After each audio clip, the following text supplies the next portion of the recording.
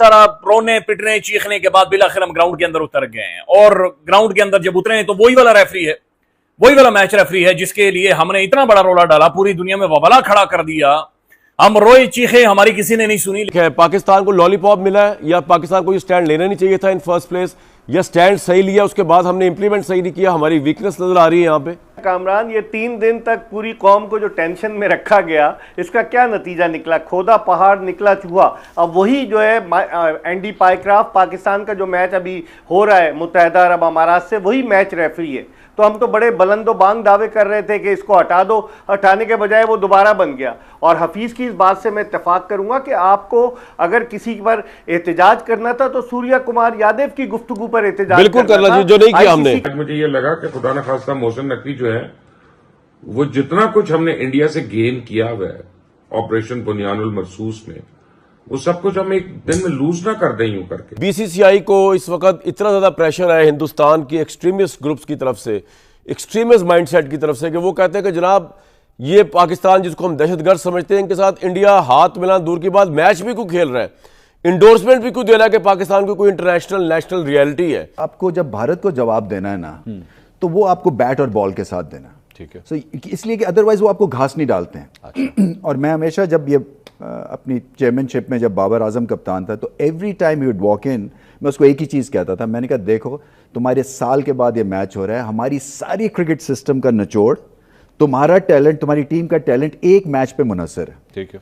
सो तुम अगर भारत को, इंडिया को हराओगे तो तभी पता चलेगा उन्हें कि हम कितने पानी में हैं। आपकी टीम की मॉडर्न डे कैपेसिटी नहीं है भाई, ये डरे हुए लोग, ये सहमे हुए लोग हैं, या तो ये पर्ची के ऊपर आए हैं। ये किया जा रहा है कि नाज़रीन जो सलाम नहीं किया, रेफरी को ये निकाल दें, हम रेफरी को निकलवाने लगे, ये करने लगे, वो करने वाले, हम एशिया कप का बाइकआउट करने लगे।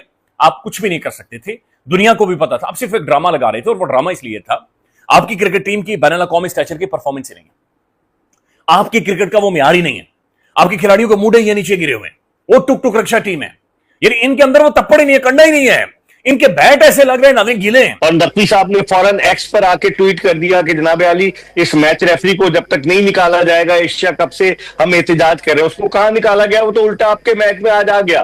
तो इसका मतलब ये है कि हम अगर कोई स्टैंड ले रहे हैं तो पहले हम सोचे समझे कि क्या स्टैंड लेने जा रहे हैं। अब आप देखें भारतीय मीडिया वैसे ही वो हमारे खिलाफ है, इतने मजाक उड़ाता है, वो अब शुरू हो गया कि पाकिस्तान ने थूक के चाट लिया, पाकिस्तान ने ये कर लिया, तो हमें मौका नहीं देना चाहिए। जितनी दफा इंडिया पाकिस्तान का मैच, ये हर दफा मैच रेफरी होते हैं, और पता यही चला कि डाटा बता रहा है कि 90 टाइम्स इंडिया के मैच में वो मैच रेफरी 90 टाइम्स।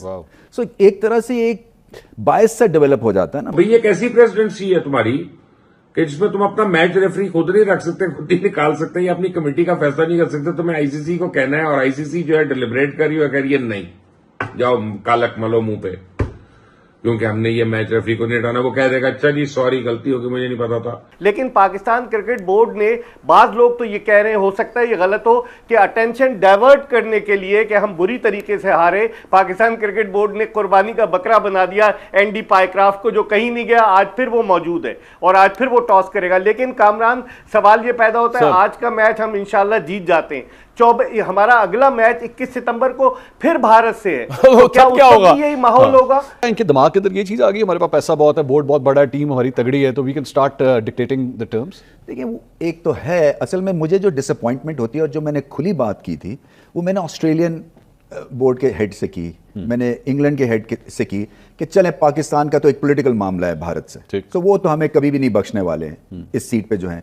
आप तो एक तरह से एक खानदानी एडमिनिस्ट्रेशन आपके हाथ में रही है, यू नो, एमसीसी, इंग्लैंड, सालों से आईसीसी को इन्होंने गवर्न, आप क्यों नहीं बोलते हैं, आप क्यों नहीं इसमें हिस्सा लेते हैं?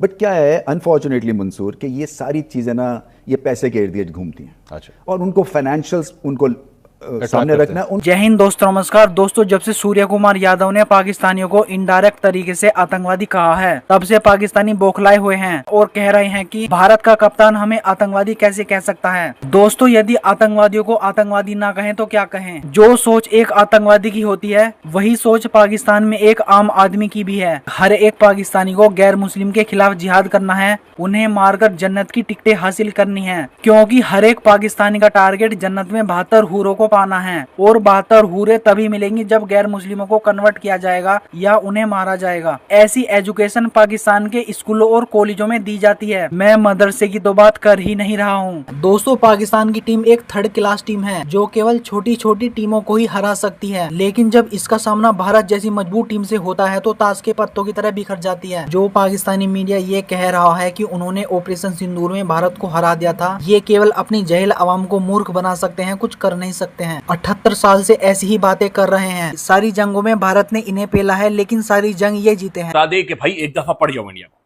यानी हार जीत होगी नाज़रीन, हम हारेंगे। उनका लेवल ऑफ गेम ही बहुत ऊपर है।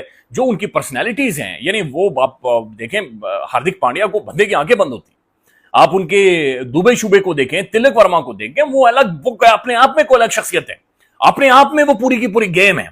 हर बंदे का अलग अंदाज है, हर बंदा एक फिल्मी हीरो की तरह वहां पर खड़ा होता है। गिल को आप देखें, एवरीबडी, आप जो अभिषेक शर्मा आता है, पड़ जाता आते ही, यानी उस बंदे को सिर्फ एक ही बात पता है कि ये बॉलर है और मैंने इसे उधेड़ना है, दैट्स इट। तो एक फ्लेवर आपको नजर आता है, एक मजा आता है आपको गेम देखते हुए। हम उनके लेवल के नहीं है, लेकिन नाज़रीन टकराएं, लड़ पड़े, कूद पड़े ग्राउंड के अंदर, जो भी उसके बाद होता है चले वो बाद की बात।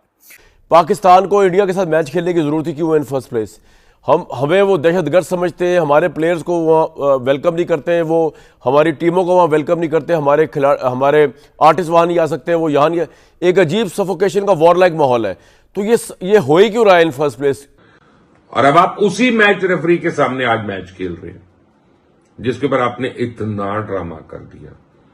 तो पहले ही जरा ठंडे रहते, पहले ही जरा कहते कि हम आईसीसी से टेकअप कर रहे हैं और जो भी इसका लीगल कोर्स होगा हम भी will follow it up like that. लेकिन टीम को और लोगों को, आप उन सबको जो एक जुनूनी कैफियत में आपने कर दिया था, और ये आपकी टीम है, ये आपकी परफॉर्मेंस है, कोई शर्म इस पे नहीं, कोई नहीं आएगी। इस पे कोई रिजाइन करेगा? कोई नहीं करेगा। मैं मजीद सर्जरी करूंगा। पिछली सर्जरी की थी, पता नहीं बगैर एनेस्थीसिया की कर दी थी, कि उसका ये रिजल्ट निकल रहा है।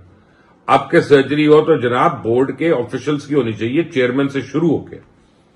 आप लोग जो है ना, ये माजरत के साथ ना, आपको खेल का, आपको सिर्फ पता है कि पाकिस्तान का नाम आपने कैसे जो है ना उसको आगे गलत न्यूज में रखना है। मैं कुछ और अल्फाज इस्तेमाल नहीं करना चाह रहा, क्योंकि बहरहाल हमारा मुल्क है, we love our country, but you people have no idea कि कैसे तुम्हें अपनी जिम्मेदारियों से बहरावर होना है और तुम्हारे काम क्या है।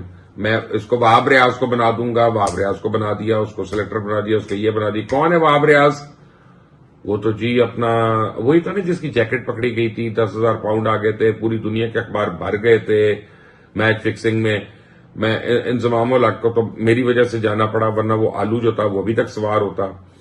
फिर यही बाबर आजम, यही रिजवान उस वक्त डील नहीं हुए, नहीं मैं इनके पीछे खड़ा हूं, आई स्टैंड विद देम, यही कहा था ना आपने उस वक्त इनको। फिर अब आपने उनको निकाल दिया अनसेरेमोनियसली महीना पहले टूर्नामेंट से। फिर आप कह रहे हैं कि यही शाहीन अफरीदी हमारा मैच विनिंग बॉलर है, ये है, पता क्या आपको?